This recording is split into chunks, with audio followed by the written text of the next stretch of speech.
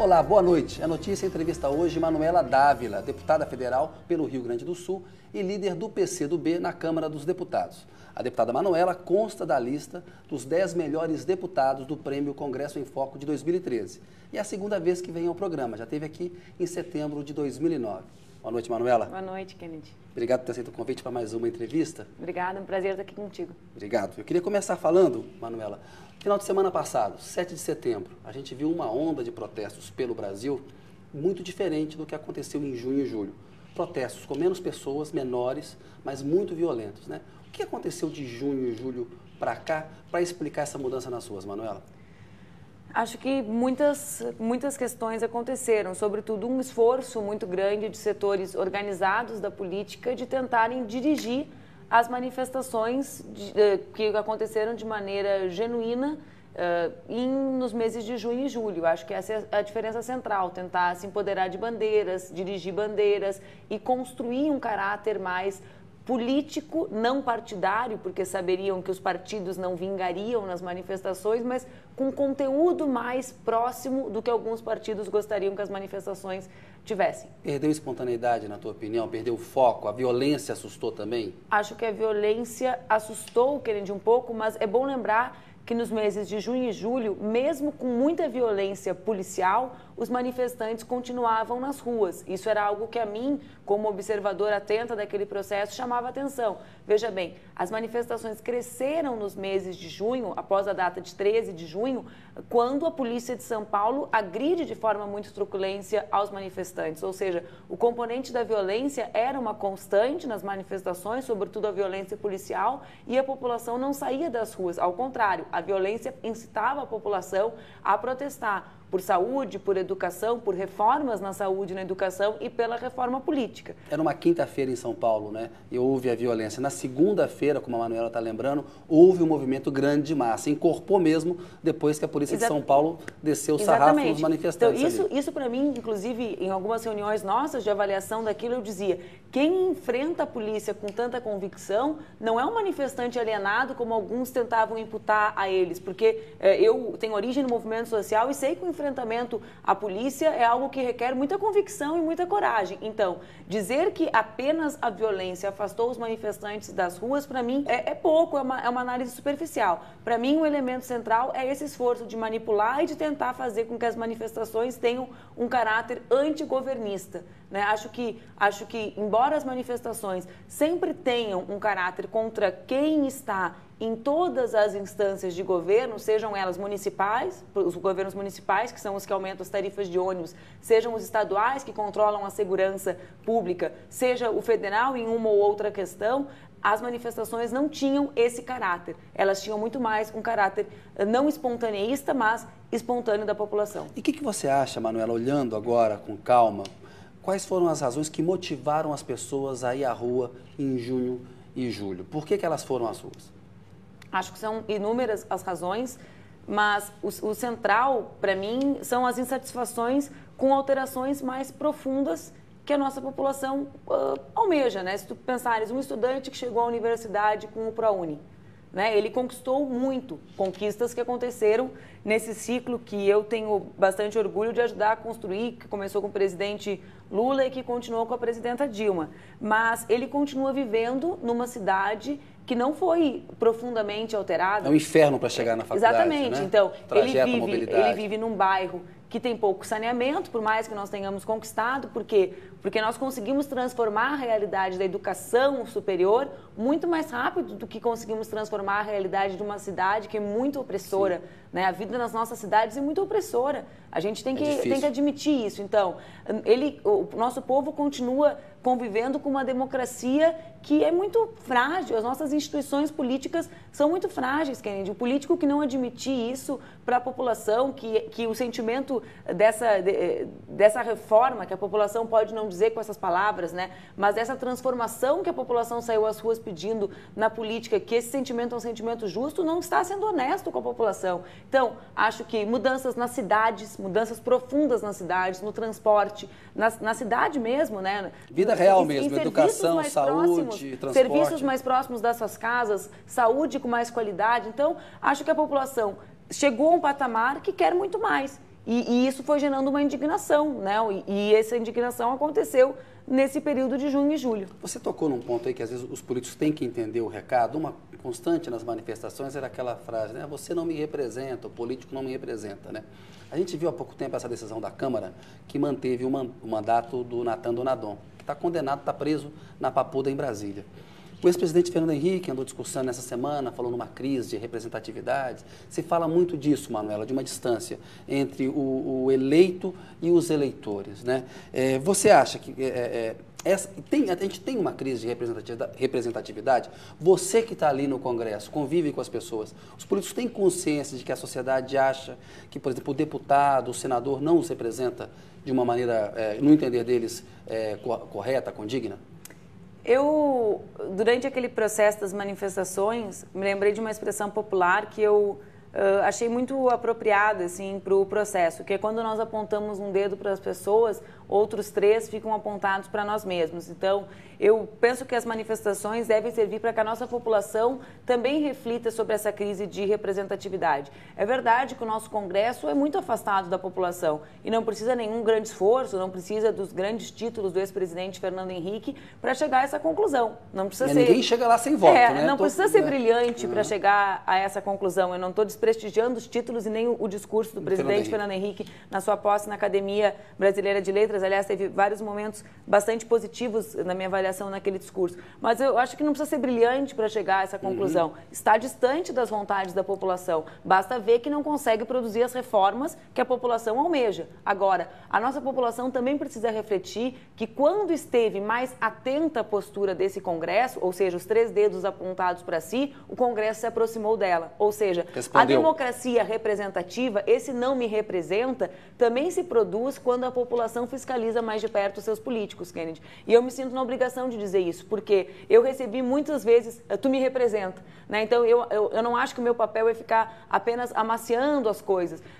Quando naquele momento diziam, a gente foi para a rua e votaram o que a gente quer, eu não estou dizendo que a população tem que estar sempre na rua. Isso é impossível. As pessoas trabalham, as pessoas estudam, as pessoas têm suas vidas e as pessoas não querem ser deputadas, clima de todas elas. Permanente, pelo amor de difícil. Deus. Mas fiscalizar, acompanhar, lembrar em quem votou. A nossa população muitas vezes vota e no outro dia não lembra. Ou então chega o período de eleição e diz o seguinte, que saco, começou o programa eleitoral. Então, democracia é também participar do processo eleitoral. Óbvio, vou repetir, que o Congresso está distante da população. É que isso já é lugar comum dizer. Ô Manuela, você teve lá na Câmara de Porto Alegre há pouco tempo um protesto. O pessoal ficou nu, pegaram umas fotos, inclusive você que foi vereadora lá, pegaram a tua foto, colocaram de cabeça para baixo.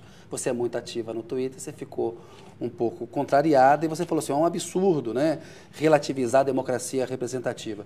Porque o Ciro teve aqui no programa, o ex-presidente Lula falou, você está falando uma coisa assim, não tem saída fora dos partidos da política representativa. Ou seja, acho que mecanismos para você ter democracia direta cada vez mais, eles são importantes. Te incomodou muito esse tipo de protesto que parece um pouco inconsequente? Eu não me incomodo nada com o protesto, né? Que eu acredito que é uma soma, eu acredito na democracia participativa, democracia direta mais a representativa. Aquele protesto especificamente me marcou muito porque entre muitas fotos de parlamentares, os manifestantes nus, homens, pegaram a minha e colocaram no meio das pernas. Ou seja, machistas. Eu brinquei entre os engravatados, conservadores, machistas e os pelados, em tese, progressistas, machistas, a gente mostra que a essência conservadora permanece a mesma. Ou seja, o Nietzsche tem uma frase que eu gosto muito, quando a gente olha para o abismo, a gente tem que cuidar para não entrar dentro dele. Ou seja, ser machista não está entre estar nu, que em tese são os mais revolucionários, ou estar engravatado. Então, é uma reação de mau gosto machista. Claro, por que não pegaram um homem? Se não era machista, por que não colocaram um homem? Né? Então, eu apenas fiz uma brincadeira. Porque isso, Kennedy? Porque eu acho que nós temos que não jogar a criança fora junto com a água. Por pior que seja o nível de identidade da nossa população com o Congresso, e a primeira coisa que eu disse foi, é certa a indignação das pessoas com episódios de baixa representatividade e identidade com o Congresso Nacional. É justo. A primeira frase que eu disse foi, o político que não reconhecer isso não está sendo honesto. Eu brinco com as pessoas sempre, vocês saem do protesto, voltam para casa e seguem as vidas de vocês. Eu saio da Câmara e continuo sendo deputada. né? Eu acordo no outro dia e continuo sendo deputada. Ou seja, o meu problema continua sendo pensar em como resolver isso. Mas, se nós pensarmos em saídas fora da Câmara, fora do Senado, fora da democracia representativa, todas foram piores. Ou seja, qual é a saída fora disso? As que eu consigo imaginar são reforçar e transformar esse sistema num sistema melhor. Decorre disso as alternativas que nós estamos construindo de reforma política. Ou seja, por que nós estamos trabalhando de maneira tão persistente na construção de projetos que tentam enfrentar o tema do financiamento privado de campanha?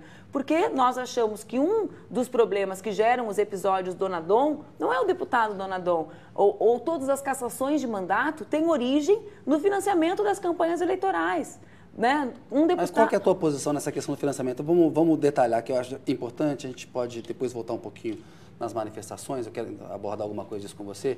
Você acha que o financiamento público puro resolve o assunto? Eu tinha essa posição, ouvindo e conversando com muitas pessoas, e inclusive impregnada desse sentido de organização de pessoas avulsas, digamos assim, né, mais espontâneas da sociedade, eu fui convencida que nós podemos combinar o financiamento público com a participação de pessoas físicas, com um valor pequeno. Para a gente não permitir que empresas se organizem, né? Ou que pessoas mais ricas possam contribuir de forma privilegiada nas campanhas. Agora, não é legítimo uma empresa contribuir também? Você não poderia colocar um limite baixo? Porque o problema é assim, um bancão pega, escolhe 10 deputados, dá uma montanha de dinheiro para eles, né, porque contribui muito para alguns grupos específicos. Uma empreiteira faz isso, uma empresa na área de energia faz a mesma coisa.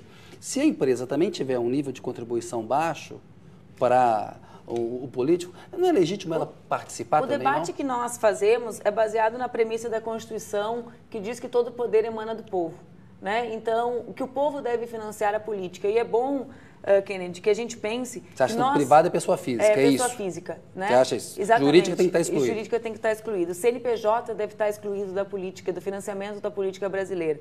E, evidentemente, os empresários poderão contribuir, né? Então, eles não estão excluídos enquanto pessoas físicas. Com RG. Com RG, né? Eles são pessoas físicas. Mas o que é bom... com as suas identidades de pessoa física e com seus CPFs. O que é bom dizer? Que nós não estamos defendendo o padrão milionário das campanhas hoje, pagos com o dinheiro público ou dessas pessoas. Hoje, em média, um deputado federal tem o custo médio da campanha é de R$2,5 milhões de reais. Nós temos a campanha mais cara do mundo no Brasil. Dá para fazer mais barato? Claro que dá. Por exemplo, você no Rio Grande do Sul é candidata. Você tem que percorrer o estado inteiro para fazer campanha deputada federal. O Rio Grande do Sul não é um estado pequeno. Né? Mas, dá para fazer de um jeito mais barato? Se o custo das campanhas eleitorais fosse gasolina e panfleto, ela estava resolvida. É uma pirotecnia. Nós cortamos nas campanhas... Marketing. Vê bem, nas últimas campanhas eleitorais, disseram que sempre o problema no Congresso, quando se vota essas mini-reformas, dizem que o problema é o acessório. Então, cortaram lixa de unha. Né? Disseram que o problema... Os brindes. O problema era isso. Mas, vê Camiseta. Mas aumentou o custo em 78%, ou seja, tiraram o brinde e foi aumentando o custo. Prova que não era esse o problema. Aumentou o custo. Né? A gente tem hoje no Congresso apenas os que gastam mais, quase 370 deputados dos 513 são os que pagaram mais nas suas campanhas. Então, na verdade... Acaba beneficiando o poder econômico. Quem tem mais poder econômico tem mais vantagem na disputa. Então, na prática, se elege quem gasta mais.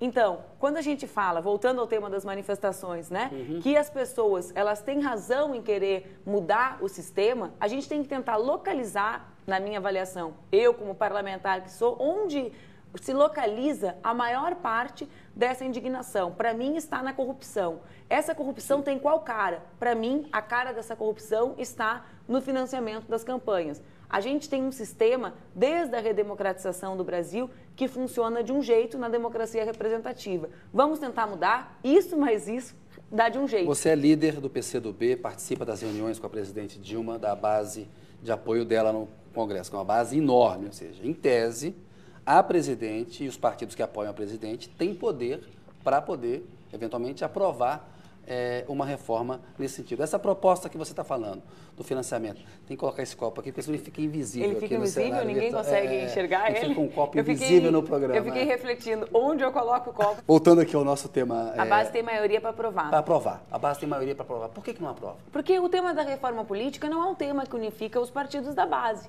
né? A base ela é uma base que é unificada, o que tende a ser unificada em temas de educação, de saúde, os temas da economia. A visão sobre o sistema político, ela é muito mais ideológica ou dos partidos do que da base do governista, que trabalha com temas mais da política. E você acha que dá para construir uma maioria a favor de qual proposta? Sim. Acho que sim. Por quê? Porque agora nós trabalhamos com 2 projetos que têm origem na iniciativa popular. Um relacionado com o plebiscito, que nos disseram, quando a presidenta propôs, que seria impossível, nós já chegamos a mais de 200 assinaturas, o decreto já tramita dentro da Câmara, né, que é um plebiscito que verificará justamente o tema do financiamento, dos projetos relacionados à internet, também muito motivado pela questão dos protestos e da facilitação dos projetos de origem popular e das eleições acontecerem no mesmo ano, todas as eleições. E um outro projeto de origem popular que foi apresentado recentemente na Câmara, com autoria da CNBB, da OAB, UNE, UBS, de todas essas entidades que não se unificavam desde as diretas, né? Então foi algo bem bonito, que é um projeto de iniciativa popular, como ficha limpa foi, e que mais de, acho que 180 deputados assinaram, mas que está recolhendo assinaturas no país inteiro. Agora, Manuela, estamos em meados de setembro, né? Tem o princípio da anterioridade, um ano antes. A eleição está marcada para o começo de outubro, acho que 5 de outubro de 2014 é um domingo. Isso. Acho que creio que a data é essa. Então, assim, dá tempo de convocar um plebiscito aí em 2, 3 semanas? Kennedy, tanto o plebiscito quanto a outra matéria, primeiro, são decisões políticas da Câmara fazer o calendário e votar. Tu cobras o Congresso há muito tempo e sabe disso, né? Então, se o presidente decidir votar ainda em setembro, será votado. Mas aí você tem a Justiça Eleitoral, que pediu os 70 dias. O plebiscito, ele já vai fazer valer para 2014 é muito difícil. É difícil. Né? Agora, para mim, o que é mais importante com relação à reforma política é fazê-la. Né? Não se ela importa vai valer para 2014, 2016, ou para 2016, isso é o menos importante. O mais importante é transformar a política brasileira. Eu não aguento mais ter que debater o voto secreto. Eu defendo o voto secreto. Qual é o problema? Quando a gente admite que o nosso grande problema da política é ter que debater como é que a gente vai caçar deputado, a gente está dizendo que a gente não vai parar de caçar deputado nunca. Ou seja, nunca vai parar de ter processo por corrupção ou por algum outro delito contra parlamentar. Eu sonho em ter uma política que a exceção seja ter um processo... Você falou que você defende o voto secreto. Não, o fim do voto secreto. O fim do voto secreto. Eu defendo o fim do voto secreto. Obrigada por corrigir. Eu defendo o fim do voto secreto. Agora, debater esse assunto de maneira tão abrangente na sociedade, né, significa o quê? Admitir a insuficiência de um sistema político. Então, a gente está debatendo, foi como ficha limpa. Quando você apresentou o projeto de reforma eleitoral, eu disse, nós debatemos as consequências do sistema político, o que ele gera. Agora, a gente quer atingir as causas, né? O voto secreto é a mesma coisa. Num certo sentido, quando a Câmara aprovou o fim do voto secreto, com o voto da nossa bancada do PCdoB, a gente disse, ok, nós estamos trabalhando com as consequências de um sistema.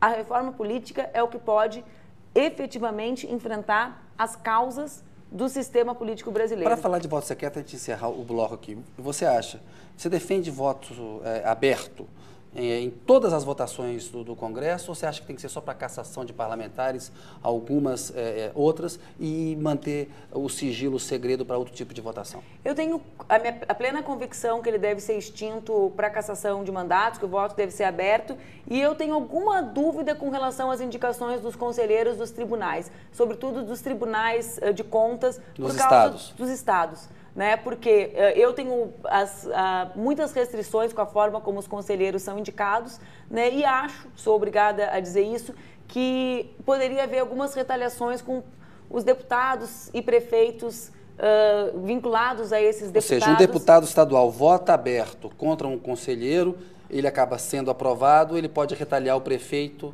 daquela região. Deputado, exatamente. Então, como fiz, né, no voto, votei aberto porque acho que a sociedade exige essa transparência, né, mas eu tenho dúvida da consequência que isso gerará. Tem uma discussão no Senado. Porque nós não temos não conseguimos formular um formato melhor de indicação dos conselheiros dos tribunais de contas. Então, na verdade, eu tenho dúvidas sobre o efeito que gerará em algo que eu não acho que é o formato perfeito, que são as indicações dos tribunais de contas. Mas, na dúvida... Do jeito que está, melhor abrir. Melhor abrir. Manuela, pedir licença um minutinho. A notícia volta daqui a pouco com Manuela Dávila.